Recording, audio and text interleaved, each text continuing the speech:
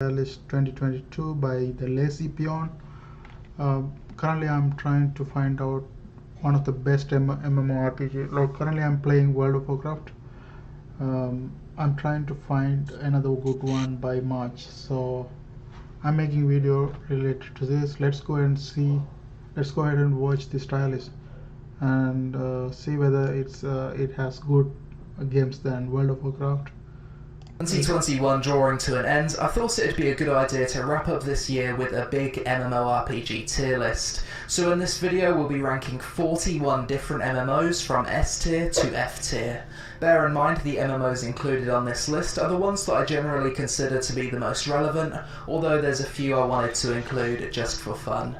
Apologies if I didn't include a certain MMO you're interested in, and the order of this list is based on my own personal preferences. But before we begin, a quick word from today's sponsor. Genopets is the first move-to-earn MMORPG that will allow people to earn crypto and level up their NFT monsters through real-life exercise.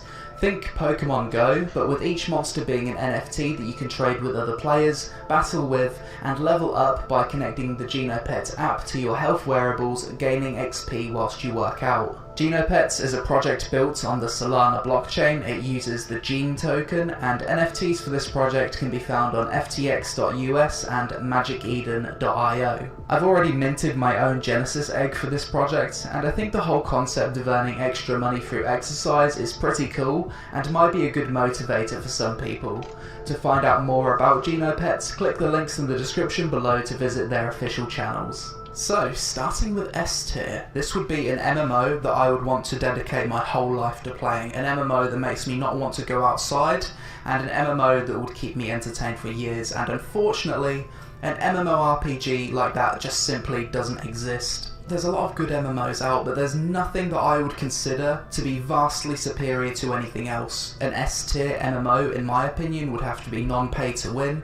It would have to have a long-term sense of progression that would keep you wanting to play for years, massive open worlds, an even mix of both PvE and PvP content, and it would have to be massively popular. Hopefully one day we can get an S tier MMO. I'm personally hoping Ashes of Creation will be that game for me when it eventually releases, but it's still a long way off, so this tier is left blank. Moving on to A tier, these are going to be our current most popular MMOs, good mix of PvP and PvE content, also relevant in terms of player base. Let's start with Black Desert Online. Incredible action combat, beautiful graphics, massive open world, a decent mix of PvP and PvE content, although it does land more on the side of PvP at endgame. The game gives you a long-term sense of progression, the life skill system is fantastic. As a Korean MMO, the game's coming after your wallet pretty hard.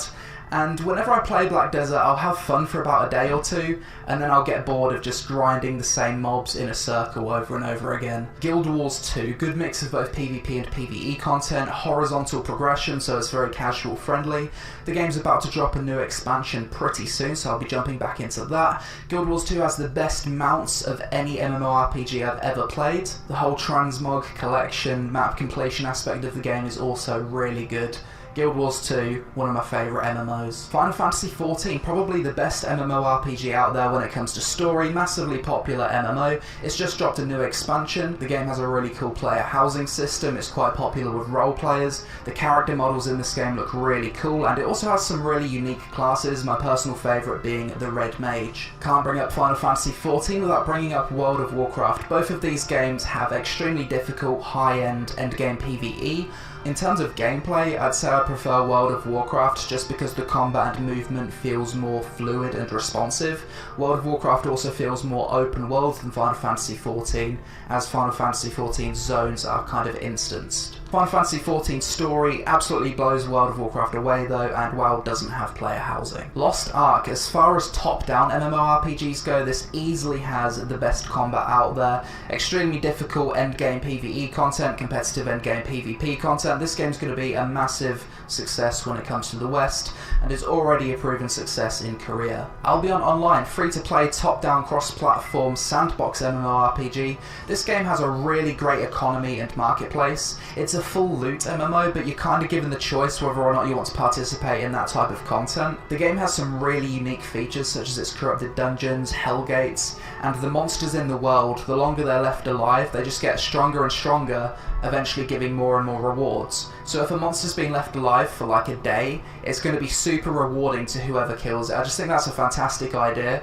And if you're a PvP or MOBA player, I think there's a lot about Albion that would appeal to you. Personally, I'd love to get into the competitive endgame aspect of Albion, but the biggest issue I have with the game is that it has one server based in Washington DC. So for me playing from Thailand, I've got 250 ping, and it's almost unplayable on a competitive level for me. Old school RuneScape's another one. I played this game since I was a kid. It was one of my first MMOs alongside World of Warcraft, and it's still going strong today. The game still gets constant updates. It's got a really great dev team that understand the community, a good mix of both PvP and PvE, as well as some of the most unique MMORPG design on a fundamental level that has kept people playing for years. I've said it before on many occasions, I wish one day someone would make a third-person old-school RuneScape, because the game's just proven to be timeless. World of Warcraft Classic's still a great game to this day, and I personally prefer WoW Classic for the feeling of being an adventurer out in the world, rather than being the chosen one, as is the case with WoW Retail. Final game that deserves to be an A tier for me is Elder Scrolls Online, another solid MMORPG, decent player base, good mix of both PvP and PvE content, really good storytelling, fantastic sound and voice acting, and the game's done a fantastic job of redeeming itself following a really rough launch all those years ago. Arranging A tier from the order of which I prefer to play each game, and I think it's going to go something like this. Moving on to B tier, the MMOs that have the potential to become A tier, or MMOs that were previously in A tier but have lost relevance over time. The first game in B tier's got to be New World. I could rant about New World all day. I put in over 600 hours at this point since release, and I'm now at the point where I've just kind of stopped playing it due to some decisions made by the devs, and the economy being a complete mess. The review I made for this game had the longest pros and cons list of any other MMO I've previously covered by far, but hopefully one day New World can pull an ESO and move up to a solid mid-A tier game. Next in B tier, RuneScape 3 still has a decent player base, but I do prefer old school RuneScape over it. RuneScape 3 is a weird game. It's got a good mix of PvP and PvE content, fun mini-games, fantastic quests. There's a lot of good aspects about this game. I do personally play it sometimes as an idle clicker, but for me where the game feels weird is with its combat system. It's a different combat system to old school RuneScape. The devs have designed some pretty intense, difficult PvE encounters, but the engine uses the same slow tick rate as old school RuneScape, so the combat just doesn't feel responsive. Until they improve the tick rate and to make the combat more responsive or overhaul the combat entirely, I can't see RuneScape 3 gaining any more relevance in the next few years. Star Wars: The Old Republic, still a relatively popular MMORPG. It's recently released a new expansion. It's got player housing, mix of PvP and PvE content. For me, I'm not really too big into sci-fi MMOs. That's why it goes in B tier. It's just personal preference really. I'm sure there's a lot of people that would put Star Wars in A tier, but not for me. For C tier, we're going to start with Arcade. This game's had a recent boost to its popularity due to the publisher being changed from Gamigo to Kakao Games. Arcade has some really fantastic aspects about it, such as the massive open world, the boats, the sailing on the vast sea, the fishing, the real space player housing, the fact that you can have illegal tree farms and plant trees out in the world. It's a really cool game, but I just feel as though it never really reached its potential. The two biggest problems I have with Arcade, number one being its labour system. It's just fundamentally kind of handicapped the game. People just create a bunch of alt accounts to get around the labour system and get really far ahead due to this. And the last time I played the game, the thing that caused me to quit was that there was no end game content that brought guilds together multiple times per week. The game doesn't have Black Desert nodes or Castle Siege system, for example. If Arcade didn't have its garbage labour system and had a PvP endgame similar to BDO, it would probably be at least mid-B tier or possibly even A tier for me. Although I also remember being incredibly frustrated by the sheer amount of dailies you had to do to progress your gear at endgame. Hopefully they've fixed that now though, I'm not sure. Next game on C tier, Elion, kinda similar to Arcade, more of a PvP focused MMO, although it does have PvE content. It's made in Unreal Engine 3 though, so visually the game just looks out of date immediately upon release, even though this is a new MMO. Also going to put Terra on C tier, another Unreal Engine 3 MMO made by the same devs as Elion. Terra just looks a bit outdated nowadays, and it's definitely lost relevance and popularity, so C tier is about right. Blade and Soul, it's got to be somewhere between C and D tier. I think we're going to go C tier due to the recent Unreal Engine 4 update. That has helped modernise the game quite a bit, so it does feel a lot nicer to play now than it did before. The combat system in this game still feels absolutely fantastic, incredibly fast-paced, impactful and well animated. As a Korean MMO, game's questionably monetised, but it does have equalised 1v1 PvP. So there's that. I think I'd rather play Blade and Soul over Terra, so we're going to put this right here. Swords of Legends Online 2021 Chinese wuxia MMORPG. C or D tier? I think we're going to go C tier because the game does have good graphics, the combat's pretty good, it has player housing, and as far as I remember the game didn't have any pay to win the last time I played it, which was pretty impressive for a Chinese game. I like that C tier is just filled with Asian MMOs, most of which have good combat, but kind of lacking in other areas. Moving on to D tier, we're going to start with Vindictus.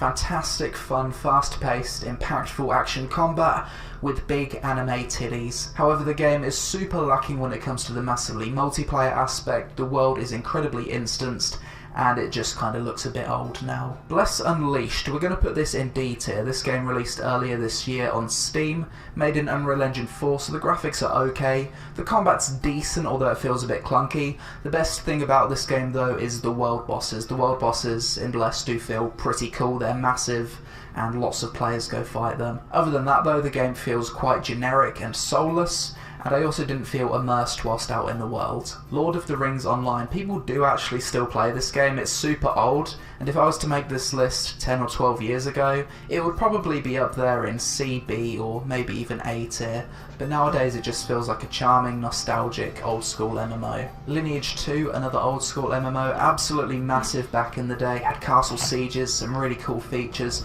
super popular game, but it's just a bit old now. Rift is another D tier MMO, really cool MMO when it first released, but lost relevance over the years, not too many people playing nowadays. I think the same can be said for Aeon, Neverwinter, Guild Wars 1 and Secret World Legends. These are all games that were at one point super relevant, pretty popular, and just solid overall MMOs, but they've just kind of lost relevance over the years and just become a bit old. Some people do still play these MMOs, but they're nowhere near as popular as they once were. Phantasy Star Online 2 New Genesis, this is going to go in D tier for me.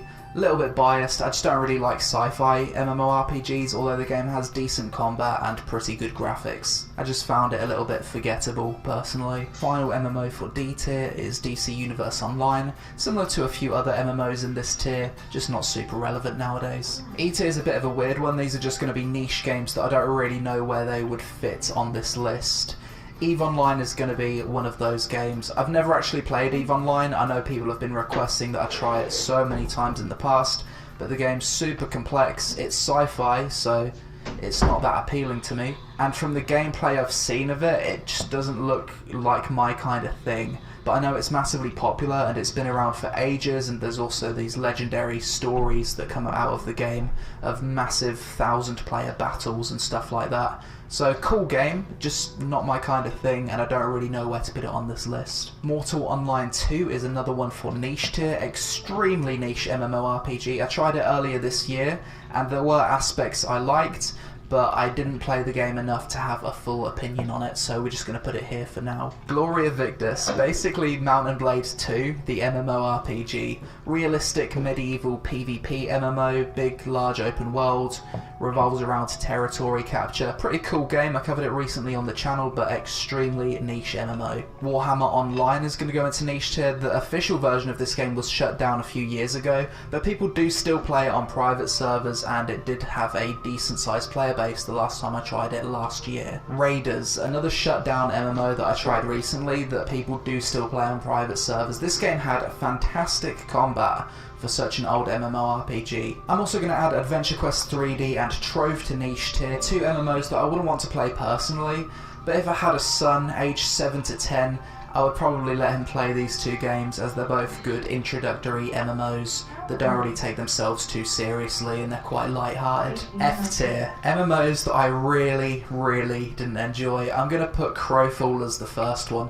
I just didn't really get this game. I absolutely hated how the world looked in Crowfall. I don't like the art style, the combat felt mediocre, and the user interface was absolutely horrendous. I can't really see Crowfall being around too much longer. The game hasn't had a single profitable month since release, and the game doesn't really have a very big player base, which is something it needs to function. Riders of Icarus, whilst it does have a few redeeming features, such as its mount collection, mount combat, and decent tab targeting system, it's just a super generic, outdated looking Asian MMORPG. Astelia Online, similar to Riders of Icarus but with worse combat, and instead of mount collection, it's more about pet collection. Skyforge, boring worlds, boring combat, average graphics, pay to win, not many players. Revelation Online, pay to win, generic Chinese fantasy MMO that couldn't even be saved by numerous giant titties throughout the world. And finally, the absolute worst of the worst MMORPG ever played by a country mile has got to be the League of Angels Heaven's Fury.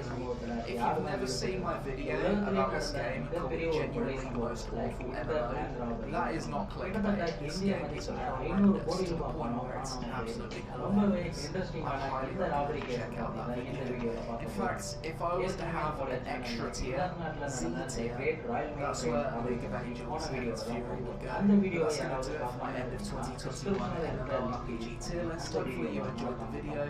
Don't take it too seriously, it was just meant for a bit of fun. Everyone's got their own preferences when it comes to MMOs, and the biggest takeaway is there's nothing in S tier, which means I'm just kind of floating around currently between various different games that are placed in A tier, and sometimes a few games in B tier. I'd actually be really interested in reading about your own personal MMO rankings of 2021, especially where you guys would place New World on that list. So leave a comment below, social media on screen. Thanks for watching, and I'll see you in the next one.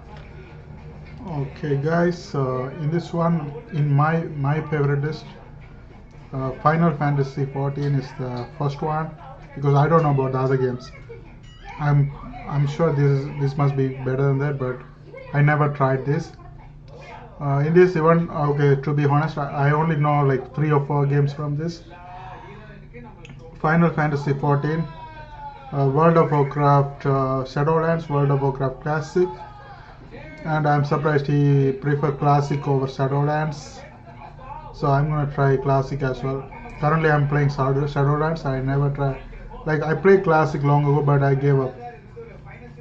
But people are still playing the Classic one, so I want to give a try for that. Final Fantasy 14, World of Warcraft Shadowlands, World of Warcraft Classic, New World, and that's it. Those are the 4 games I know.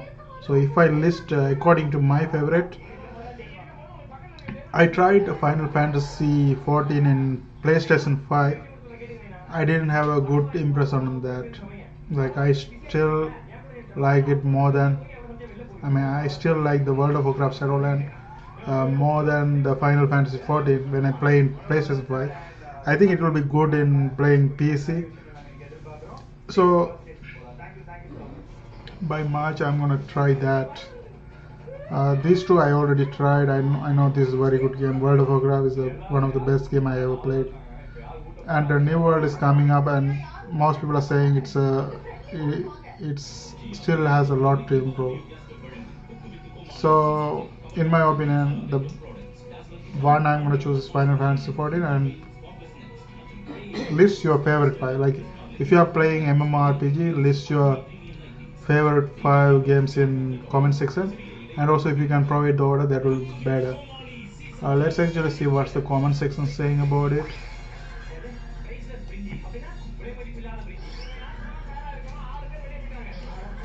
Prediction for next year: New World moves to the A tier, Lost Ark moves to the top 4. Okay, yeah, New World has a lot of potential because it's created by Amazon, so they can literally hire the best people and improve it. So New World has a lot of potential. Yeah, these two I have to make sure, like this Black Desert and the one previously before Final Fantasy version. I'm interested in knowing more about this. Let's actually see some other videos in my next videos and figure out about these things. Thanks for watching, guys. See you guys.